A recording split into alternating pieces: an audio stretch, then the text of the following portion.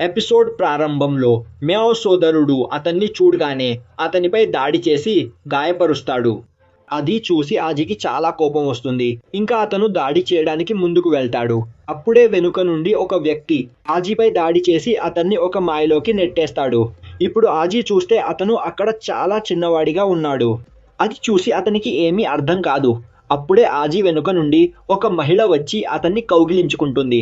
ఇప్పుడు ఆజీకి గుర్తొస్తుంది ఆ మహిళ తన తల్లి అని. అంతలోనే ఆ ప్రదేశంలోని అన్నీ మారిపోతాయి. ఇప్పుడు ఆజీ చూస్తే అక్కడ తన తల్లి కాదు, ఒక రాక్షసి ఉంది. దాన్ని చూసి అతను చాలా భయపడతాడు. ఇక నిజ ప్రపంచంలో ఆజీ స్పృహలో లేడు. డోరా అతన్ని లేపడానికి ప్రయత్నిస్తూ ఉంటుంది. మరోవైపు మాస్టర్ ఆ వ్యక్తి పరిస్థితిని దారుణంగా మార్చేసి అతన్ని చాలా దారుణంగా కొడుతూ ఉంటాడు. ఇప్పుడు అతని దగ్గరకు వెళ్ళి, అయితే మీ యజమాని కూడా ఇక్కడే ఉన్నాడు, ఇక్కడ చావకూడదనుకుంటే అతను ఎక్కడున్నాడో చెప్పు అంటాడు. ఇక హానా ఆ అమ్మాయితో పోరాటానికి తన చెట్టు రాక్షసుడిని పిలుస్తుంది. ఇప్పుడు ఆ చెట్టు రాక్షసుడు ఆ అమ్మాయిపై వెనుక నుండి దాడి చేస్తాడు. కానీ ఆ అమ్మాయి చాలా సులభంగా అతని దాడి నుండి తప్పించుకుంటుంది. ఇప్పుడు ఆమె, నువ్వు ఇక్కడ చాలా పెద్ద తప్పు చేశావు అంటుంది. అప్పుడే చెట్టు రాక్షసుడి నీటిలో నుండి ఒక వ్యక్తి వచ్చి దానిపై దాడి చేసి చాలా దారుణంగా గాయపరుస్తాడు. దానివల్ల హానా కూడా చాలా గాయపడుతుంది. ఇప్పుడు హానా నీడలో నుండి ఒక అమ్మాయి బయటకు వచ్చి ఆమె గొంతు కోసేస్తుంది. ఇది చూసి మొక్క ఆత్మ చాలా భయపడిపోతుంది. మరోవైపు మాస్టర్ ఇది చూసి చాలా కంగారు పడతాడు. ఇప్పుడు అతను తన గాయాలను మాన్పే శక్తులను ఉపయోగించి హానా గాయాన్ని నయం చేయడం ప్రారంభిస్తాడు. కానీ అదే సమయంలో ఆ వ్యక్తి వెనుక నుండి మాస్టర్ పై దాడి చేస్తాడు. ఆ దాడిని మాస్టర్ తన ఒక చేత్తో ఆపుతాడు. కానీ అతను చాలా గాయపడతాడు. అదే సమయంలో మాస్టర్ ఆ వ్యక్తిని అక్కడే గడ్డకట్టించేస్తాడు. కానీ అప్పుడే మ్యావ్ సోదరుడు చాలా వేగంగా ముందుకు వస్తాడు. ఇప్పుడు అతను మాస్టర్ పై దాడి చేసి చాలా దారుణంగా గాయపరుస్తాడు. అదే సమయంలో ఆ అమ్మాయి కూడా మాస్టర్ను కాల్ చేస్తుంది. ఇది చూసి మొక్క ఆత్మ పరిస్థితి దారుణంగా తయారవుతుంది. ఆ సమయంలో మాస్టర్ హానా గురించి ఆలోచిస్తూ ఉంటాడు. ఆ తర్వాత మాస్టర్ శరీరం నుండి చాలా శక్తి విడుదలవుతుంది. అప్పుడు అతని ఆత్మ బయటకు వస్తుంది. దాన్ని చూసి అందరూ చాలా ఆశ్చర్యపోతారు. ఆ ఆత్మ చాలా శక్తివంతంగా ఉంటుంది. ఇప్పుడు అది తన ఒక్క దాడితోనే మ్యావ్ సోదరుడిని చాలా దూరం విసిరేస్తుంది. కానీ మ్యావ్ సోదరుడు తన కాకి రూపంలోకి మారి ఆ ప్రదేశానికి తిరిగి వస్తాడు. ఇప్పుడు ఆ ఆత్మను అదుపు చేయడం వాళ్ళందరికీ చాలా కష్టంగా ఉంది. అదే సమయంలో అక్కడికి డిస్ట్రాయర్ల నాయకుడు వస్తాడు. అతన్ని చూసి మాస్టర్కు చాలా కోపం వస్తుంది. ఇప్పుడు అతను తన పూర్తి శక్తిని ఉపయోగించి అతనిపై దాడి చేస్తాడు. అప్పుడు ఆ వ్యక్తి తన ఆత్మను బయటకు తీస్తాడు. అది మాస్టర్ ఆత్మను తనలో లీనం చేసుకుంటుంది. ఇప్పుడు అతను, నేను ఈ రోజు కోసం చాలా కాలంగా ఎదురు చూస్తున్నాను, చివరికి ఆ రోజు రానే వచ్చింది అంటాడు. ఆ తర్వాత అతను గురువుగారి శక్తిని తనలోకి పీల్చుకుని తన వాళ్లతో, ఇక్కడ మన పని పూర్తయింది అంటాడు. అప్పుడే ఓ అమ్మాయి డోరా ప్లాంట్ స్పిరిట్లో చూసి, ఇక్కడ ఇంకా కొందరు బతికే ఉన్నారు అంటుంది. వాళ్ళని కూడా చంపేద్దామా అని అడగ్గా వాళ్ళ నాయకుడు, వద్దు, అవసరం లేదు, సమయం వస్తే వాళ్లే మనకు బాగా పనికొస్తారు అంటాడు. ఇక వాళ్ళంతా ఒక పేలుడుతో నవ్వుతూ అక్కడి నుండి మాయమైపోతారు. ఇప్పుడు ఆజీ ఇంట్లో అందరూ ఉంటారు. మ్యావ్ తన సోదరుడి గురించి ఆలోచిస్తుంటే ఆజీ తన తల్లిదండ్రుల ఫోటో చూస్తూ ఉంటాడు.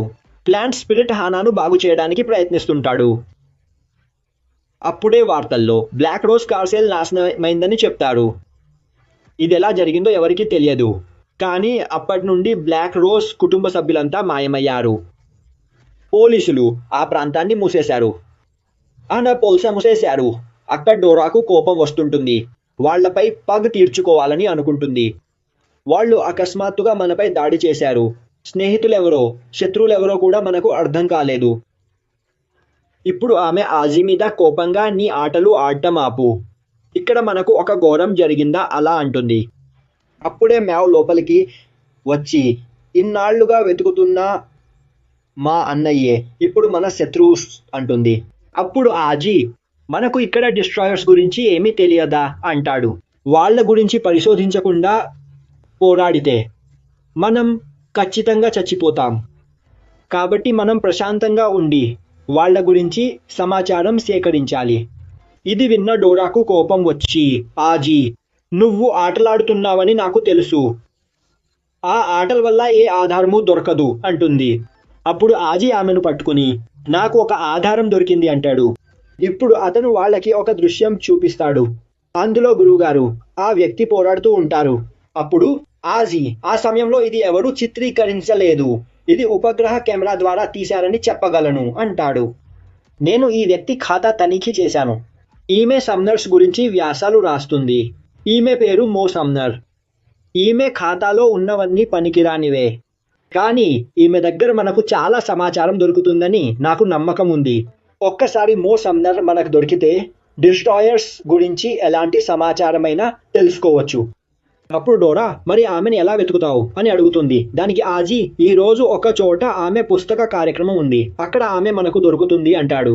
ఇది విని అందరూ సంతోషించి ఆజీని పరిశోధక ఆజీ అని పిలుస్తూ జేజేలు పలుకుతారు. ఇప్పుడు ఆజీ డోరా మ్యావ్తో కలిసి ఆ అమ్మాయిని వెతకడానికి వెళ్తాడు. ప్లాంట్ స్పిరిట్ హానాను చూసుకుంటూ ఉంటాడు.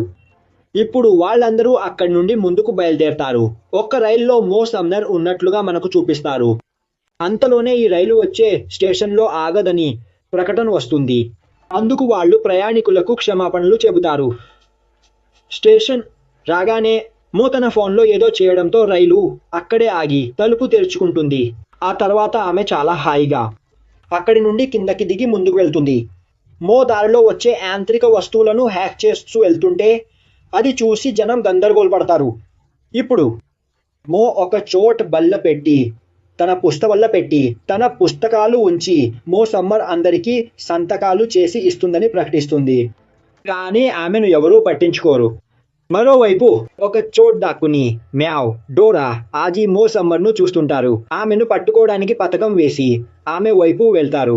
ఆజీ రూపం మార్చుకుని మో దగ్గరికి వస్తాడు.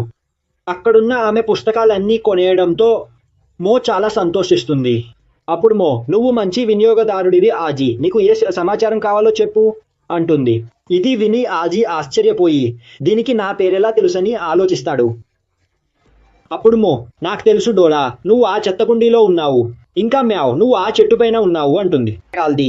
ఇది చూసి ఆజీ, అయితే మన పథకం పోయింది అంటాడు. అప్పుడు మో, నేను నిన్ను ముందే గమనించాను అంటుంది. ఆజీ, సరే విషయానికి వద్దామంటాడు. వెంటనే డోరా కత్తి తీసి ఆమె గొంతుకు పెట్టి ఆమె వ్యక్తిగత సమాచారం గురించి అడుగుతుంది. అప్పుడు ఆజీ ఆమెను గుద్ది తెలివి తక్కువగా మాట్లాడకు అంటాడు. కానీ మో డోరాకు అంతా చెప్పేస్తుంది. అప్పుడు ఆజీ, మాకు ఇది వద్దు, నీ సామర్థ్యాల గురించి చెప్పు అంటాడు. వినగానే మో, ఆమె వీడియో ఆటలలో నేర్పరి అంటుంది.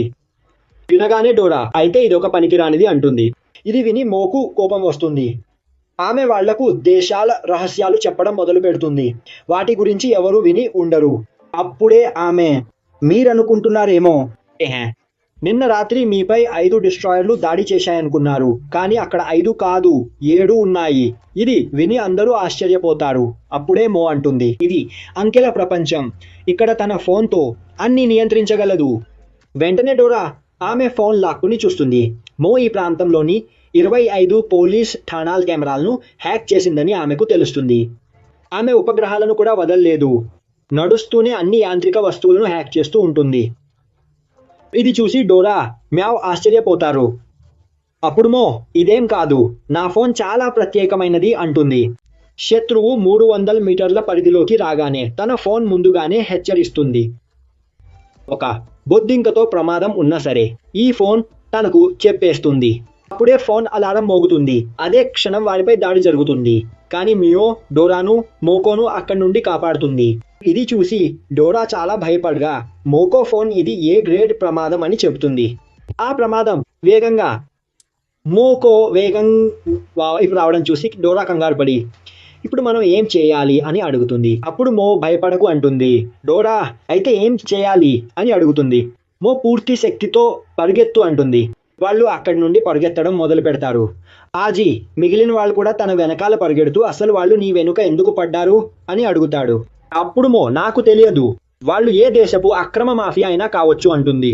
డోరా, అసలు నువ్వేం చేశావు అని అడుగుతుంది. దానికి మో, నువ్వు అర్థం చేసుకోలేవు, గొప్ప శక్తితో పాటు గొప్ప బాధ్యతలు వస్తాయి అంటుంది. వాటిని మోయడం వల్ల మనకు చాలా మంది శత్రువులు అవుతారు. వాళ్ళు తనపై దాడి చేస్తూ మోకోకి దగ్గరగా వచ్చేస్తారు. ఆజీ చూస్తే వాళ్ళు 4 రోబోలు. వాళ్లను చూసి అతను భయపడతాడు. అప్పుడు మో, మనకు వేరే దారి లేదు అంటుంది. తను ఆజీని మిగతా వారిని తీసుకుని వంతెన పైనుండి దూకేస్తుంది. అదే సమయంలో కింద నుండి వేగంగా వెళ్తున్న కారులో వాళ్ళందరూ పడతారు. ఆ, వాళ్ళందరూ ఆ కారులో వేగంగా పారిపోతారు. ఇక్కడితో ఈ భాగం ముగుస్తుంది.